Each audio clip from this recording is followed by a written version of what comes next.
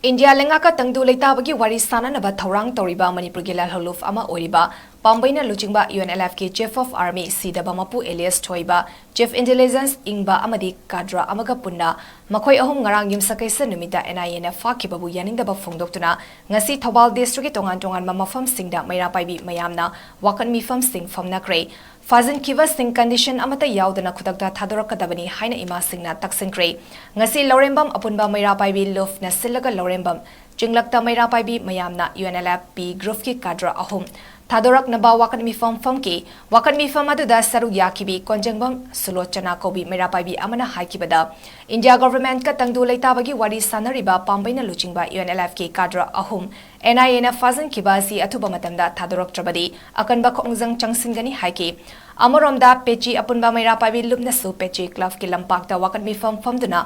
NIA na UNLF P gi kadra ahum 𝗙𝗙𝗡𝗚𝗓 adubu kam thengna yaningdaba utkre wakan mifam aduda saru yakibi pechi khungi merapaibi luchingbi oinam sumati devi na phongdorakpada manipur gi hauzik oriba chiraba matam asida amadi lamdam asigi laibak kari oirakadage haiba ngamdriba tanja asida ekoibu ngakpi senbiriba group asigi kadra ahumbu 𝗙𝗙𝗡𝗚𝗓 gi thawong yaningde haiki marak asida Langmai Tet Khungi merapaibi singnasu ngasi ayuk Langmai Tet ki mipun sangda wakan mifam phamduna UNLF P group ki kadra ahum NIA na 𝗙𝗙𝗡𝗚𝗓𝗓 pendaba phongdokre ukhongsang apunba merapaibi lup amasung yaripok maike gi merapaibi singnasu ngasi mathang sidna ukhongsang kaithel macha amasung yaripok kaithel da khongjang changsinki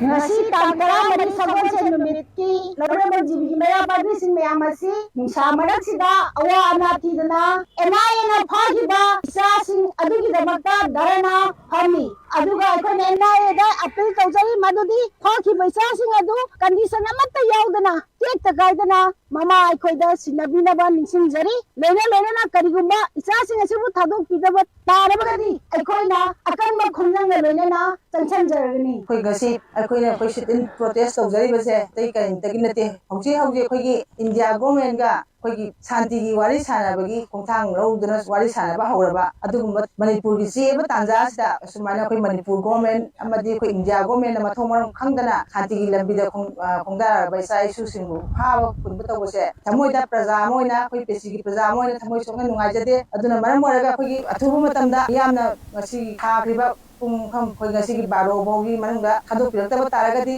koi su miyam pumna magna lawo khongthangda koi pesi gi mera pai migrant sinchu tharuk yagani haina koi media gi thongjari Pambaina luchingba UNLF ki luchingba ani yauna miyoi ahumbu NIA na fakiba do pungkun marigi manungda condition amata yaudana thado u hajuna Kaksing district ke palel desu mairagi khongchet chatkre